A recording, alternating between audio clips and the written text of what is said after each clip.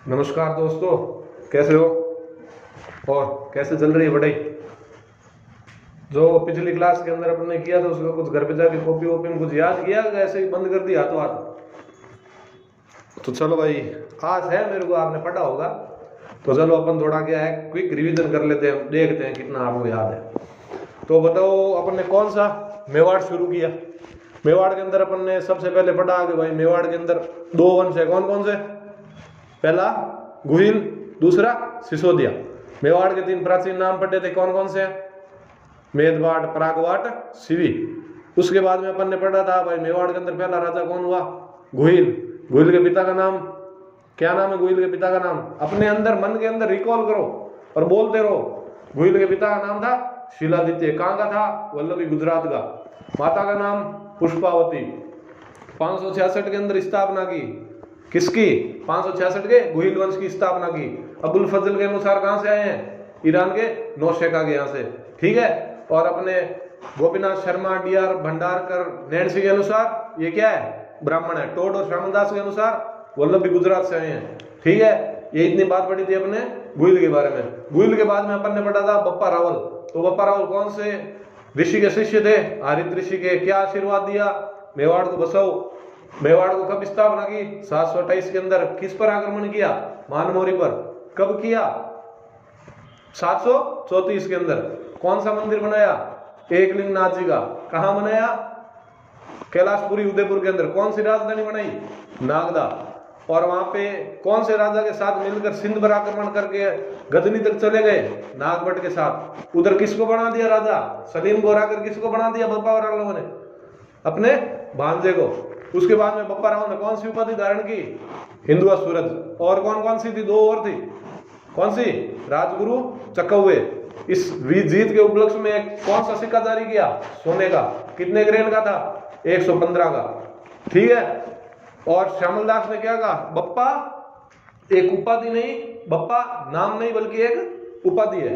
तो ये बात अपन ने की थी किसके बारे में, बप्पा रावल ने। सीवी वेद ने क्या कहा था, चार्ल्स मार्टन। चार्ल्स मार्टन कहाँ का था, फ्रांस का, ठीक है। उसके बाद में अपन ने बात की थी अल्लट ने। अल्लट ने किस राजकुमारी से विवाह किया, हरिया देवी। कौन थी, हूण थी। नौकरशाही की स्थापना की। और क्या किया, राजधानी कौन सी बनाई, आहड़। आहड़ राजधानी बनाई। आहड़ के अंदर किस भगवान के मंदिर का निर्माण किया, वराह मंदिर, ठीक है। उसके बाद में भाई अल्लट के बाद में कौन सा राजा पढ़ा आपने, शक्ति सिंह। शक्ति सिंह के समय किसने आक्रमण किया, शक्ति सिंह ने आक्रमण किया, परमार राजकुमार। परमार राजा कौन थे, जिनकी उपाधि क्या थी, कवि वृष। राजा मुंज ने आक्रमण किया। अब राजा मुंज के वंश जाके कौन, राजा भोज। कौन से मंदिर का निर्माण किया, त्रिभुवन नारायण मंदिर।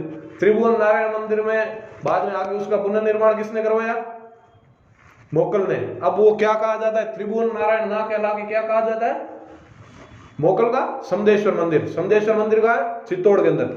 उसके बाद में अपन ने बात की थी कि कर्ण सिंह और रण सिंह, उनके समय गुहिल दो भागों में विभाजित हो गए। एक सेम सिंह के वंशज क्या कहलाए, रावल, और राहब के राणा।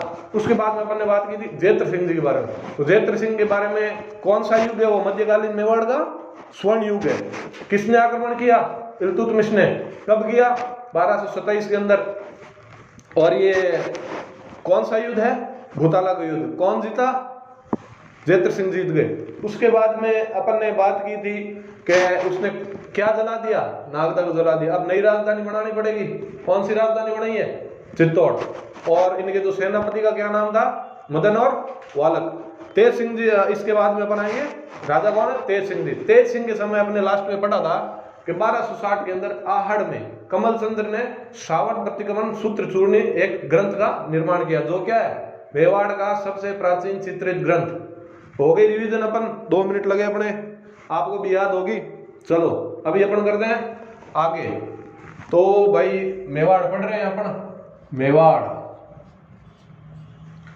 और अब आप बात करते हैं अगले राजा का नाम है, भाई साहब लिखो आप, समर सिंह जी।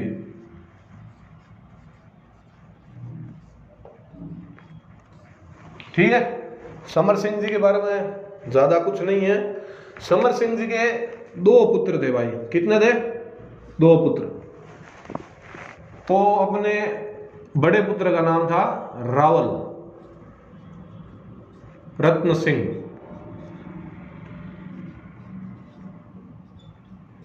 और दूसरे बेटे का नाम क्या था? कुंभकर्ण। ठीक है। तो हुआ क्या, समर सिंह जी के बाद में राजा बने अपने रावल रतन सिंह जी। और ये जो कुंभकर्ण जी थे आपके, ये कहां चले गए? नेपाल। और नेपाल में जाकर मेवाड़ के राजाओं की अपने स्थापना कर ली। तो नेपाल के अंदर भी इन कुंभकर्ण जी ही गए थे, अपने राजस्थान से गए थे। और वहां के जो राजा है, अभी अपन पढ़ते हैं वहां के भाई प्रधानमंत्री राणा शेर सिंह, ये सब ये इन कुंभकर्ण के ही वंशज है। ठीक है। सबसे पहले आपको पूछ ले कि राजस्थान के कौन से रियासत से जाकर नेपाल के अंदर राजवंश स्थापना करने वाले कौन से थे? तो मेवाड़ से गए थे। कौन गए थे? कुंभकर्ण गए थे। ठीक है। तो भाई कुंभकर्ण तो नेपाल का ही है, अपने को पढ़ना नहीं है। उसके बाद में आप हेडिंग डाल लो अपने रावल रतन सिंह। समर सिंह के बारे में इतनी बात थी। अब बात करते हैं रावल रतन सिंह जी के बारे में। रावल रतन सिंह, इनकी भाई आप याद कर लो, ये 1302 से 1303। तो ये रावल रतन सिंह जी गुहिल वंश की रावल शाखा के अंतिम राजा है। ठीक है। तो ये जो रतन सिंह जी के समय, रतन सिंह जी की पत्नी का नाम था पद्मावती। जो आपने पद्मावत मूवी देखी होगी, तो इसके अंदर रतन सिंह जी की पत्नी का नाम है पद्मावती। ये सिंहल द्वीप है अपने श्रीलंका के अंदर, सिंहल द्वीप की राजकुमारी थी। पिताजी का नाम था गंधर्व सेन, माताजी का नाम था चंपावती। तो रावल रतन सिंह जी ने राजा बनते ही पद्मिनी से विवाह किया। ठीक है। तो ये अपन बात लिख लेते हैं, पत्नी।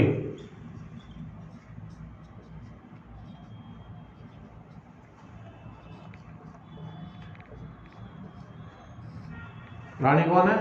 पद्मावती। इसके पिता का नाम क्या है? पिता ये है कहां की? सिंहल द्वीप। सिंहल द्वीप है ये, सिंहल द्वीप कहां है? श्रीलंका के अंदर है। पिता का नाम है गंधर्व सेन, माता का नाम है चंपावती। और इस पद्मिनी के पास था हीरामन तोता।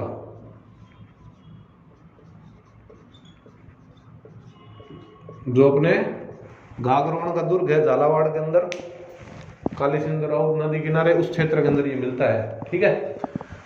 तो इसके अंदर अपन आगे पढ़ते हैं इसके बारे में कि इस रावल रतन सिंह के समय जब ये शादी करके लेके आए पद्मावती को, तो इनके जो दरबारी कवि थे रावल रतन सिंह जी के, उनका नाम था राघव चेतन। तो राघव चेतन और रानी पद्मावती है, उनके विचार मिलते नहीं थे। तो उनके बीच में मतभेद हो गया और रावल रतन सिंह जी ने राघव चेतन को देश निकाला कर दिया। अब रावल रतन सिंह को भाई इतने बड़े राजा के ये जो दरबारी थे, राजा इनको गुरु मानते थे, उनका भी ईगो हर्ट हो गया। अब वो कहाँ चले गए? दिल्ली के अंदर उस समय शासक था अलाउद्दीन खिलजी। अब राघव चेतन ने कहा भाई मेरे को निकाल रहा है, इसका तेरे को दंड तो भुगतना पड़ेगा। रावल रतन सिंह जी ने कहा आप निकलिए यहाँ से, देश निकाला दे दिया, आप निकलिए यहाँ से। तो उसके बाद में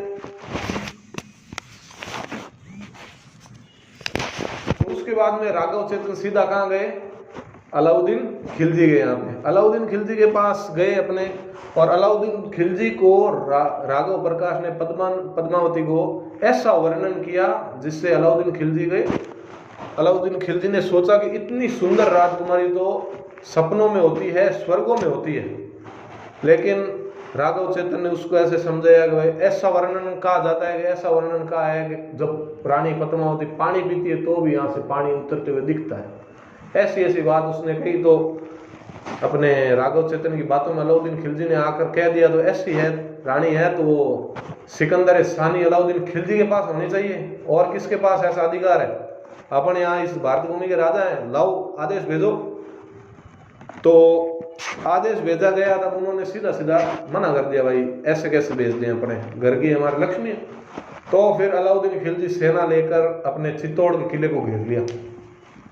चित्तौड़ का किला एकदम मेसा के पठार के ऊपर, चित्तौड़ का किला एकदम ऊंचाइयों के अंदर। अलाउद्दीन खिलजी ने जितना आसान समझा था उतना ही आसान था नहीं। अलाउद्दीन खिलजी ने बाहर आके आक्रमण किए, मंजनिकों का भी प्रयोग किया। मंजनिके क्या होती है, जैसे ये अपन गोला फेंकते हैं, वो लकड़ी के, बाहुबली फिल्म में आपने देखा होगा ऐसे फेंकने वाले, तो मंजनिकों का प्रयोग किया उसने, लेकिन बात बैठी नहीं। चित्तौड़ का किला एक सुदृढ़ किला था जिसको जीतना इतना आसान नहीं था। तो अलाउद्दीन खिलजी ने भरसक प्रयास कर लिए, 6 महीने हो गए अलाउद्दीन को, और अलाउद्दीन के वहाँ सैनिकों के अंदर असंतोष हो गया, भाई अभी कुछ करो या यहाँ से चलो। तो अलाउद्दीन खिलजी ने संधि कर ली। अलाउद्दीन खिलजी ने अपना एक सेनापति को भेजा जिसका मलिक कफूर नाम था, मलिक कफूर को भेजा और बात करवाई कि भाई हम संधि करना चाहते हैं। तो अंदर रावल रतन सिंह की भी हालत खराब होने लग गई थी, क्योंकि इतना टाइम हो गया, पानी की कमी, अन्न की कमी, लोग भी थक रहे थे, और उन्होंने बाहर से घेरा दे लिया था, वो बाहर भी कहीं जा नहीं सकते। तो अलाउद्दीन खिलजी के उस दूत का जो बात है उन्होंने मान ली, और उन्होंने कहा चलो भाई संधि कर लेंगे। तो संधि करने के लिए वो जब रावल रतन सिंह दुर्ग से बाहर गए, तो छल पूर्वक रावल रतन सिंह को पकड़कर वो दिल्ली ले गए, और दिल्ली में जाकर उन्होंने पत्र भिजवा दिया, भाई अगर रावल रतन सिंह चाहिए तो रानी पद्मावती जी को भेज दो, और रावल रतन सिंह, वरना रावल रतन सिंह को भाई साहब भूल जाओ, रावल रतन सिंह खत्म हो गए, नए राणा जी लेके आओ, आप रावल नए लेके आओ।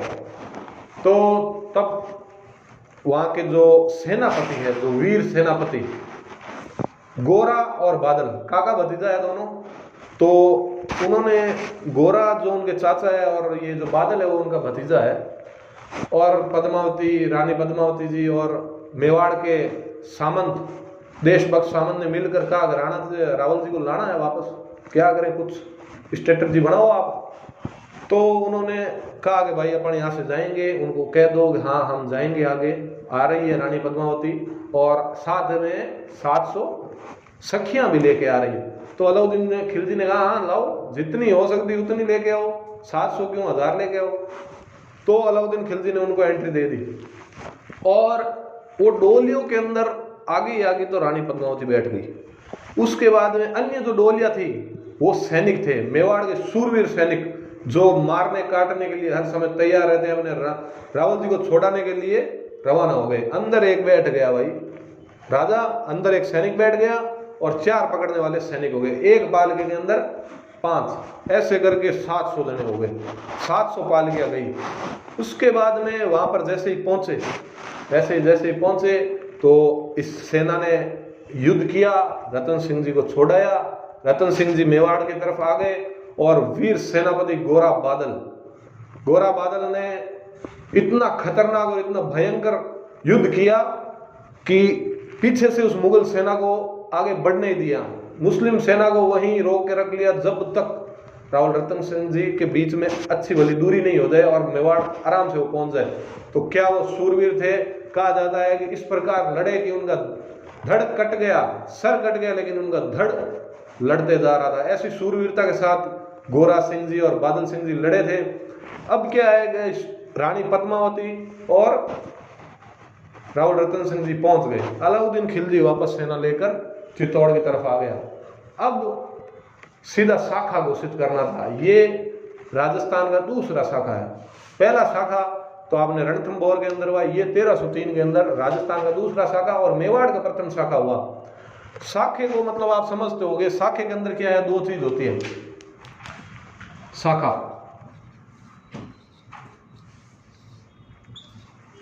पुरुष करते हैं केसरिया और महिलाएं करती है जोहर। ये कब किया जाता है, जब पता चल जाएगा भाई दुश्मन सेना बहुत बड़ी है और हम उनको बिल्कुल भी हरा नहीं सकते, तब जब एक तरफा खेल हो जाता है तब इस साके की घोषणा की जाती है। और जो वीर पुरुष है वो केसरिया पगड़ी बांधते हैं और केसरिया वस्त्र धारण करते हैं और मारने काटने के लिए मैदान के अंदर चले जाते हैं।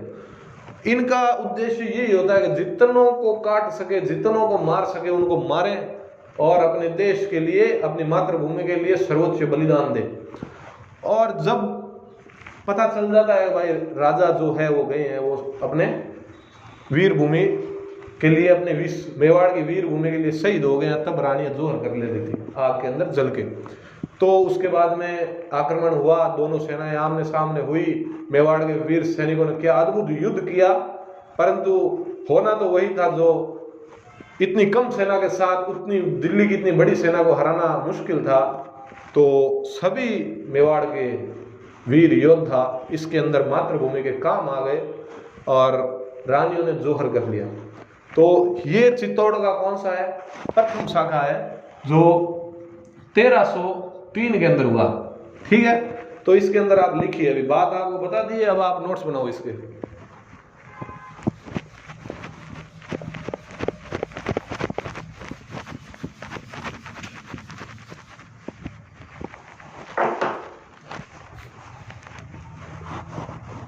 तो अपन लिखो कै पहला शाखा, पहला शाखा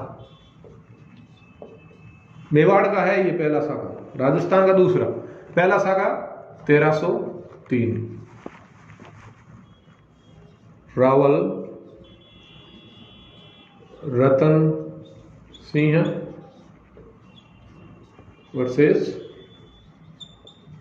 अलाउद्दीन खिलजी। ठीक है, रावल रतन सिंह के सेनापति कौन है? वीर गोरा बादल।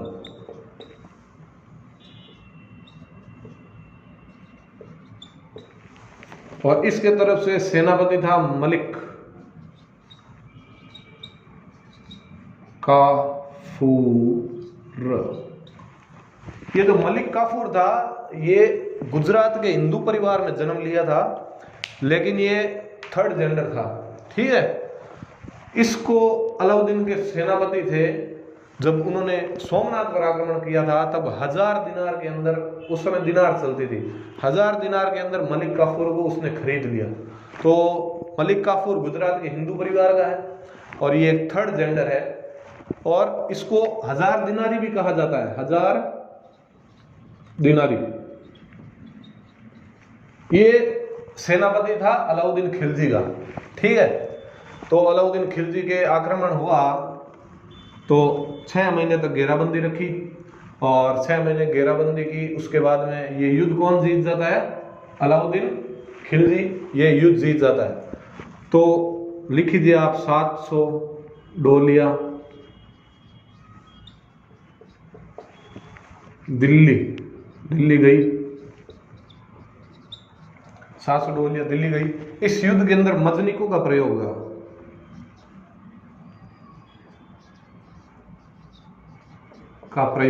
ये एक भाई हथियार है, मजनिकों का प्रयोग किया गया है इस युद्ध के अंदर और गोरा बादल जी शहीद हो गए हैं इसके अंदर।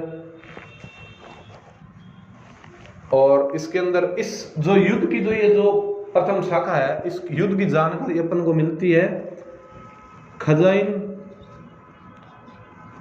खजाइनुल फतूह।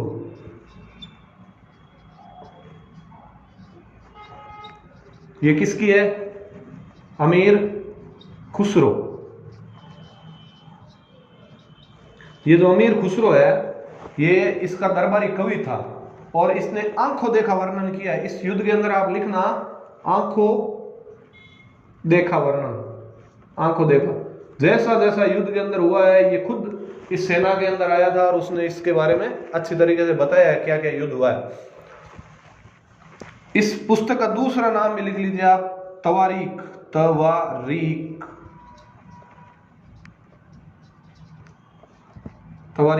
अलाई।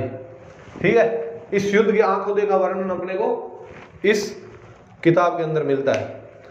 तो अगले लिखे आप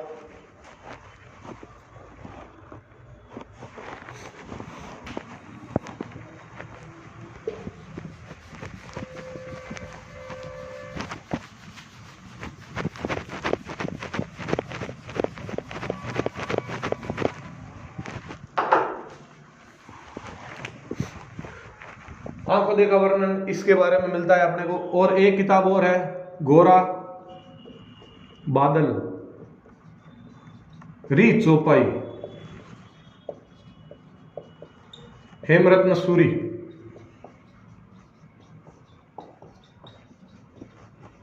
ये जो हेमरत्न जी सूरी है, ये महाराणा प्रताप के दरबार में कवि थे, ठीक है। प्रताप, महाराणा प्रताप।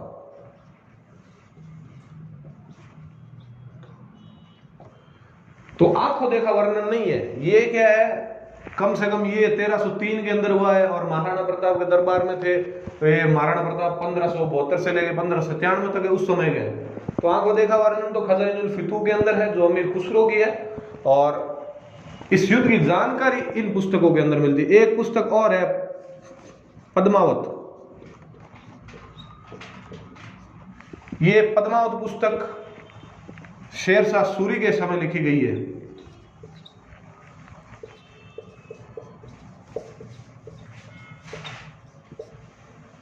शेरशाह सूरी के समय 1540 के अंदर।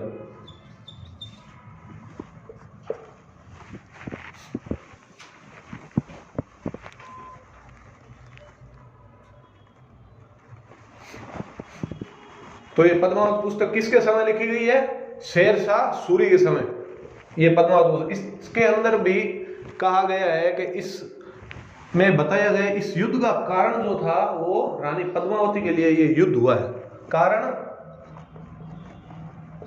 पद्मावती को बताया गया है।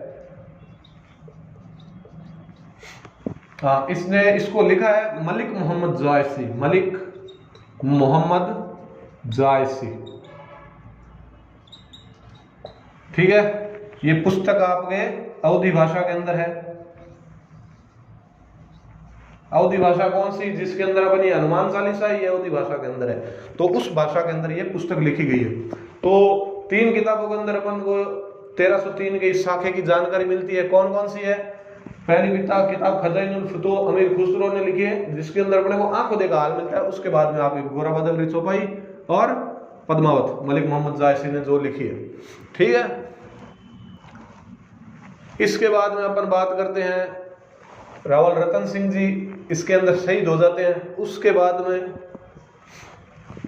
इन किताबों से अपन उनको जानकारी मिलती है। अगले राजा अपन लिखते हैं, यहां से क्या आया कि ये गुहिल वंश की जो रावल शाखा है ये समाप्त हो जाती है और अलाउद्दीन खिलजी इस युद्ध के बाद चित्तौड़ है, ये चित्तौड़ विजय कर ली। चित्तौड़ में अपने पुत्र है अलाउद्दीन खिलजी का जो पुत्र है खिज्र खां, उसको चित्तौड़ सौंपकर वापस दिल्ली चला जाता है और नाम रख देता है चित्तौड़ के दुर्ग का खिजराबाद, ठीक है। तो ये भी आप ध्यान रखना, चित्तौड़ में अपने पुत्र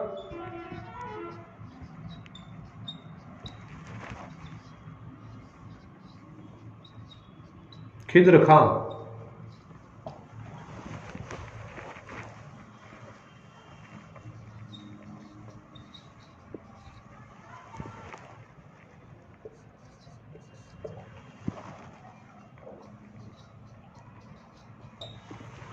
चित्तौड़ को अपने पुत्र खिज्र खां को सौंपता है। और चित्तौड़ का नया नाम क्या है? चित्तौड़ का नया नाम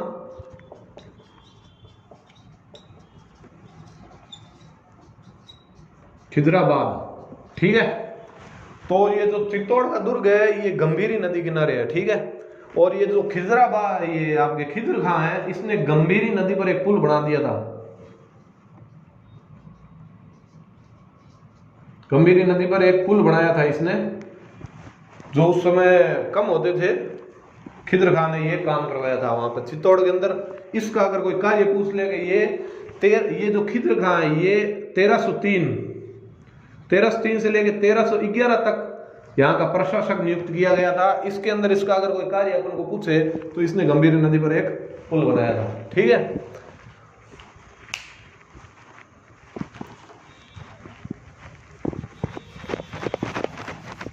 इसने गंभीरी नदी पर एक पुल बनाया था। उसके बाद में 1303 से लेकर 1311 तक ये रहा था। इसके बाद में अपने 1303 से 1311 खिज्र खां 1311 से लेके 1321 तक मुछाला, मालदेव, और 1321 से लेके 1326 तक इसी का पुत्र है बनवीर। तो खिज्र खान तो इसके बाद में चला गया यहाँ से, और प्रशासक किसको नियुक्त कर दिया? मुछाला मालदेव को। ये मुछाला मालदेव जालोर के कानड़देव चौहान का ही भाई है। सोनगरा चौहान है जालोर के अंदर, उसका भाई है। अब ये सोनगरा है, ठीक है, और ये बनवीर सोनगरा। एक बनवीर अपन पढ़ेंगे जो मेवाड़ के अंदर है, वो अपने दूसरा है, ये दूसरा है। ये क्या है? सोनगरा। सोनगरा चौहानों की शाखा है जो अपने जालोर के अंदर राज करती है। इसके बाद में अपने 1303 के अंदर गुहिलों से चित्तौड़ छीना गया, और 1326 तक इस पर अलाउद्दीन खिलजी का ही राज रहा।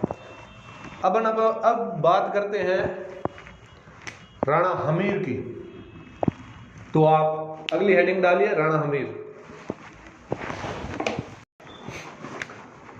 तो अपन ने देख लिया भाई 1326 से 1326 को राणा हमीर आए थे। तो अपन ने वो राघव चेतन नाम लिखा। तांत्रिक का नाम क्या था? तांत्रिक का नाम जिसने अलाउद्दीन खिलजी के पास जाकर रानी पद्मावती की सुंदरता का वर्णन किया था, उनका नाम था राघव चेतन, ठीक है। और ये युद्ध रावल रतन सिंह जी हार गए थे, और 1600 रानियों ने जोहर किया था। 1600 रानियों ने रानी पद्मावती के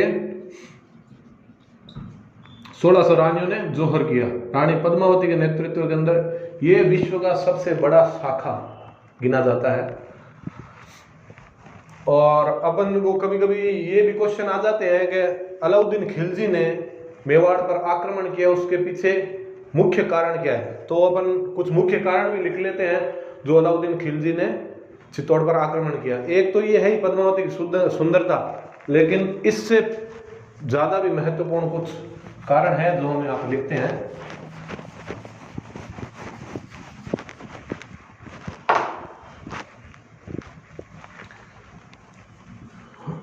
युद्ध के कारण, युद्ध के कारण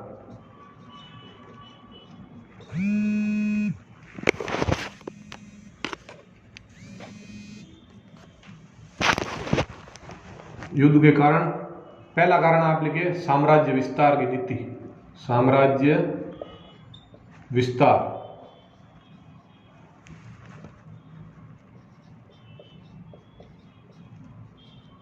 अलाउद्दीन खिलजी है ना, अलाउद्दीन खिलजी एक साम्राज्य विस्तार करने वाला राजा था। अलाउद्दीन खिलजी था जिसने मंगलों को भी पराजित किया था, तो ये अपने साम्राज्य को विस्तार करना चाहता था, पहला कारण। दूसरा कारण है, आप लिख लीजिए, चित्तौड़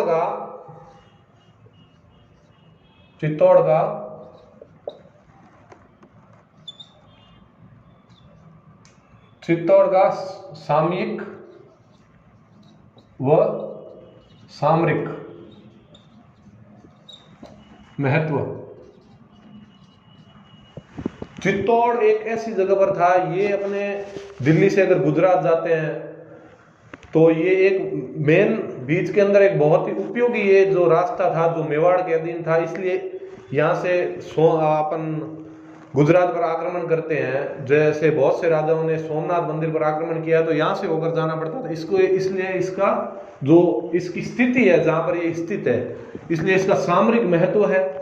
और अलाउद्दीन खिलजी के लिए एक तरीके से ये प्रतिष्ठा का सवाल भी हो गया था कि अलाउद्दीन खिलजी ने कहा आप चित्तौड़ विजय करके दिखाइए, रानी पद्मावती आपकी होनी चाहिए, तो इसके लिए प्रतिष्ठा का सवाल भी हो गया था।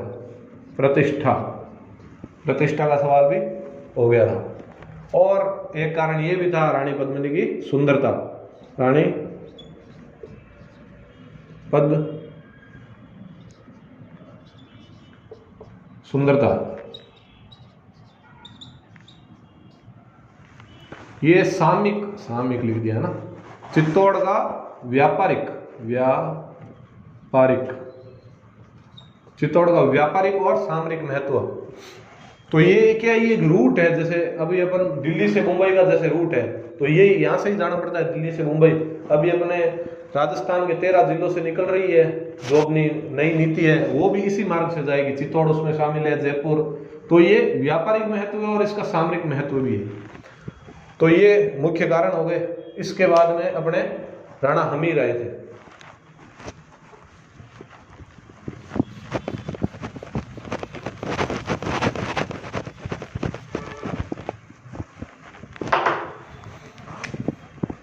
अगली हेडिंग आप डाल लीजिए।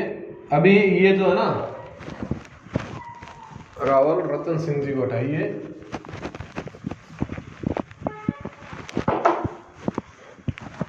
अब हेडिंग डालिए आप राणा।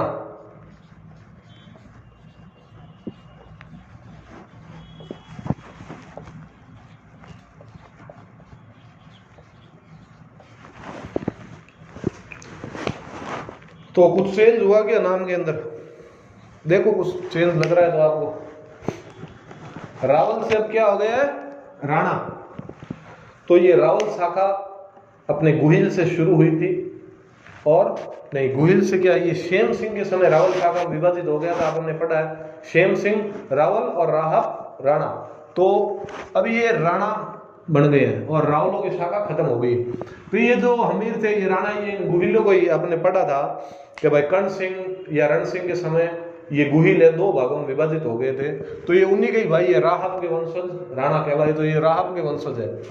तो देखो मेवाड़ के अंदर एक गांव पड़ता है सिसोदा, सिसोदा। इस सिसोदा के जो सामंत थे उनका नाम था लक्ष्मण सिंह। लक्ष्मण सिंह जी थे, यहाँ के सामंत थे। ठीक है। तो पहले क्या होता था, एक राजा के 5-7 पुत्र, 10 पुत्र, जितने भी हो सकते हैं, राजा तो एक ही बनेंगे, लेकिन जो उनके दूसरे जो भाई है उनको क्या आसपास में ठिकानेदार बना दिया जाता था, सामंत बना दिया जाता था। भाई ये क्षेत्र तू संभाल, यहाँ का सामंत तू है। तो वैसे ही है तो राजा के परिवार गई। तो सिसोदा के सामंत थे आपके लक्ष्मण सिंह। ठीक है। और लक्ष्मण सिंह के पुत्र है आपके अरि सिंह। ठीक है, अरि सिंह। और इस अरि सिंह के पुत्र है आपके ये राणा हमीर। तो एक बात बताऊं, आप सुनो। ये अरि सिंह जी है, अरि सिंह जी एक बार शिकार खेलने गए हुए थे, साथ में 5-7 दोस्त थे इनके।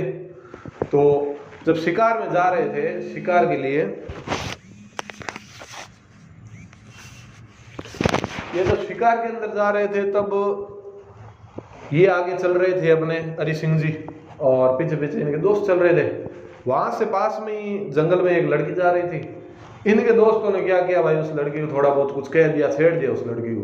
और वो लड़की कोई शूरवीर लड़की थी, उसको गुस्सा आया, उसने उसके हाथ में ऐसे रस्सी थी, रस्सी घुमा के फेंकी कि वो घोड़े समेत नीचे गिर गए। पीछे देखा भाई ये क्या घटना हो गई। तो उन्होंने पूछा क्या हो गया भाई, ऐसे ऐसे काम हुआ है। इन्होंने उसको कुछ कहा, इसको गुस्सा आ गया और गिर गए। तो राणा ये अपने अरि सिंह जी बहुत प्रभावित हुए, यार लड़की है यार, ये जो युद्ध के बड़े बड़े सूरमा इनको गिरा दिया। तो अरि सिंह जी लड़की से बहुत प्रभावित हुए। उसके बाद में चलो उन्होंने माफी मांग ली, भाई माफ कर दो, हो गया वो हुआ, आप छोड़ो। तो ये चले गए। लड़की ने कहा आप सामंत हो तो ऐसे क्या है, आपका राज्य क्या, ऐसे वैसे कहा। तो उन्होंने आगे चले गए, लड़की अपने काम चली गई।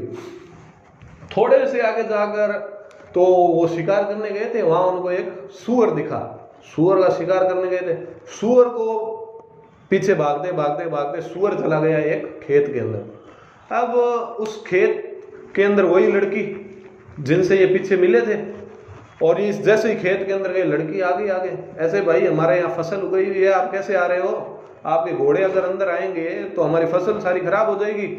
तो अरि सिंह जी ने क्या कहा, अरि सिंह जी ने कहा देखो हमारा शिकार है, हम तो लेने जाएंगे। तो लड़की ने कहा आप रुको, शिकार मैं लेके आता हूँ। तब अरि सिंह जी ने कहा शिकार पकड़ना कोई छोटी मोटी बात नहीं है, तू कैसे पकड़ के लेके आएगी। उन्होंने कहा आप ठहरो मैं लेके आती हूँ। तो वो लड़की गई, पता नहीं क्या औजार ऐसे उसके पास जो भी थे, वो सुअर को पकड़ के लेके आके इनको दे दिया। अरि सिंह जी क्या है, फैन हो गए। अरि सिंह जी क्या है कि खुद शिकार खेलने गए थे लेकिन खुद ही शिकार हो गए। हरि सिंह जी ने कहा आप भाई कहाँ के रहने वाले हो?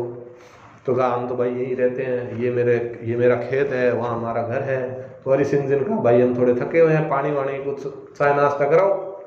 तो ये सारे दोस्त हरि सिंह जी इस लड़के के घर पे चले गए। उसके बाद में इस लड़की के हरि सिंह जी ने इसके लड़की के पिता को कहा भाई मैं आपकी पुत्री से विवाह करना चाहता हूँ। तो भाई ये तो सामंत है तो राजा ही है, वो तो तैयार बैठा था भाई, ऐसे कहा है हम तो अभी हाथ पीड़े कर दे, बोलो आप। तो हरि सिंह जी ने वहीं पे इस लड़की से शादी कर ली। लेकिन जो हरि सिंह जी के पिता है ये थोड़े क्या है अमरीश पुरी टाइप के खतरनाक आदमी है।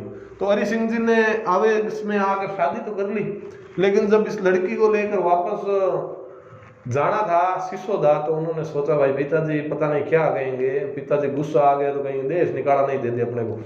तो ये सिसोदा है ना, ये सिसोदा तो एक ठिकाना है, लेकिन इसके पास और भी बहुत ठिकाने हैं, इनका ही वहाँ पे राज था। तो जाते समय क्या है, इस लड़की को कोई अपने आसपास की जगह देकर वहाँ पर रख दिया कि भाई जब तक मैं घर वालों को समझाऊं, पिताजी को समझाऊं, तब तक आप यहाँ पर रहो।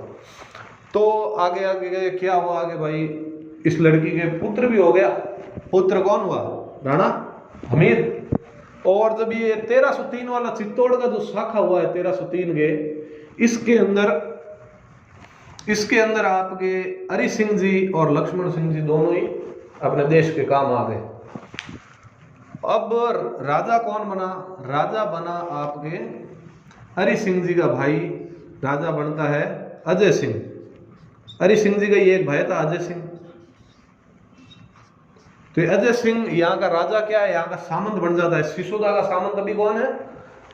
अजय सिंह। तो अजय सिंह को पता चला भाई अपने भाई थे, भाई का इस प्रकार एक है, अपने भी भाभी है, कुछ भी है, चलो पिताजी को वो तो कह नहीं पाए, लेकिन कुछ ही अपना भाई है, अपने ये भाभी है, और पता चला अपना एक भतीजा और है। तो इन्होंने क्या है कि जिस गांव में ठहराया था वहां से लेकर कह दिया भाभी जी आप आओ, अपना ही घर है, रहो। भाई जी तो कह नहीं पाए, कोई बात नहीं, अभी आपका ही राज है, आप ही हो, यहाँ पर बैठो। तो इनको वापस अपने सिसोदा में अजय सिंह ने बुला लिया। अब सिसोदा के क्या है, एक बार आसपास कोई लुटेरे आए, उन्होंने सिसोदा के जो क्षेत्र है उसके अंदर कुछ गांव लूटने शुरू कर दिए। तो इस अजय सिंह का एक पुत्र था जिसका नाम था सज्जन सिंह, ठीक है। पहले भेजा सज्जन सिंह को, पहले भाई से सज्जन सिंह जा, कौन है उन, पकड़ उनको और मार। तो ये सज्जन सिंह गया, भाई सज्जन सिंह गया था मारने, लेकिन ये खुद पीट पिटा के आ गया वापस। भाई कुल मिला कहने की बात है सज्जन सिंह उनको भगा नहीं पाया। उसके बाद में अमीर सिंह जी वहां पर खड़े थे। अमीर सिंह जी ने कहा चाचा जी एक मौका हमें भी दो, हमें भी आजमाने दो अपने। तो अजय सिंह, इससे पहले अमीर सिंह कहीं गया ना, अजय सिंह का यार अभी तक तुम कहीं गया नहीं है, ये युद्ध का काम है, कहीं तेरे कुछ हो जाएगा। तो उन्होंने कहा कुछ नहीं, एक बार इस्तेमाल तो करो, बाद में आपको विश्वास होगा। तो अजय सिंह जी ने अमीर जी को भेज दिया। अब अमीर जी ने उनको बुरी तरीके से पराजित करके भगा दिया, खदेड़ दिया वहां से। और बाद में वापस सिसोदा आए गाजे बाजे के साथ के, जय हमीर सिंह जी, जय हमीर सिंह जी। तो अजय सिंह इस युद्ध से बहुत प्रभावित था, और अजय सिंह ने कहा भाई चलो क्या है, मेरे बाद में सामंत सिसोदा का राणा हमीर सिंह जी बनेंगे। भाई वो सही बड़े भाई हरि सिंह जी थे, हरि सिंह जी युद्ध में काम आ गए, अगर वो होते तो राजा सामंत तो इनका बेटा ही बनता। मेरे बाद में उन्होंने घोषणा कर दी कि मेरे बाद में ये जो अमीर है ये सिसोदा का सामंत बनेगा। लेकिन सज्जन सिंह इस बात से निराश हो गया। सज्जन सिंह ने कहा पिता आप हो, मैं आपका बेटा हूं, सामंत मैं होना चाहिए। लेकिन इन्होंने घोषणा कर दी। तब सज्जन सिंह कहाँ चले गए? सज्जन सिंह चले गए मेवाड़ से डायरेक्ट फ्लाइट लेके चले गए महाराष्ट्र, ठीक है। महाराष्ट्र में लैंडिंग की, और अब महाराष्ट्र में ये सज्जन सिंह जो है, अपन जब इंडिया का इतिहास पढ़ेंगे तब मराठा साम्राज्य हम पढ़ेंगे, तब वीर छत्रपति शिवाजी महाराज का वर्णन आएगा। ये शिवाजी महाराज इन्हीं के वंशज है, सज्जन सिंह के। सज्जन सिंह की सीधी सीधी पीढ़ी के अंदर आप चलोगे तब सज्जन सिंह के ही आगे आने वाले पूर्वजों के अंदर, आगे आने वाले वंशजों के अंदर छत्रपति शिवाजी महाराज है। तो वैसे हम पढ़ेंगे तब छत्रपति शिवाजी महाराज भी कहेंगे मेरा भाई मैं मेवाड़ से आया हूँ, राजा बनने के लिए जनता को बताना पड़ता है मैं इस राजवंश से संबंधित हूँ। तब छत्रपति शिवाजी ने वर्णन किया था और कहा था मैं मेवाड़ से आया हूँ। तो मराठा भी, मराठाओं की शाखा भी मेवाड़ से मिलती है। तो ये बात थी। इसके अंदर अब 1303 के अंदर ये शाखा हुआ था। अब टाइम आ गया धीरे धीरे 1326। अब क्या है कि ये अजय सिंह जी भी अब अजय सिंह की भी मृत्यु हो गई है, अपने हरि सिंह की भी मृत्यु हो चुकी थी उस युद्ध के अंदर। अब क्या ये आसपास के जो ठिकाने हैं इसके अंदर सभी नए सामंत, सभी के सभी सामंत क्या है नए और गर्म खून सभी का। इन्होंने कहा यार चलो ये चित्तौड़ है, अपना ही गुहिलों का चित्तौड़ है, अपने राजा एक बार हार के आ गए, उसके बाद में इन्होंने तो कब्जा ही कर लिया, तो अपन सब मिलकर, इन सब ने मिलकर चित्तौड़ पर आक्रमण कर दिया। और चित्तौड़ पर आक्रमण करके किसको हराया? आपको मैंने बताया था 1321 से लेके 1326 तक वहां पर कौन था? बनवीर सोनगरा। बनवीर सोनगरा को इन नए सामंतों ने मिलकर बुरी तरीके से परास्त कर दिया और वापस चित्तौड़ पाने वाला जो शूरवीर थे वो राणा हमीर जी थे। तो ठीक है दोस्तों, आगे हम बात करेंगे राणा हमीर सिंह जी की अगली क्लास के अंदर। आप भी इस क्लास के जो पढ़ाई है उसको बार बार पढ़िए और लगभग आपको यहीं पे याद करने की कोशिश कीजिए। ठीक है, मिलते हैं अगली क्लास के अंदर।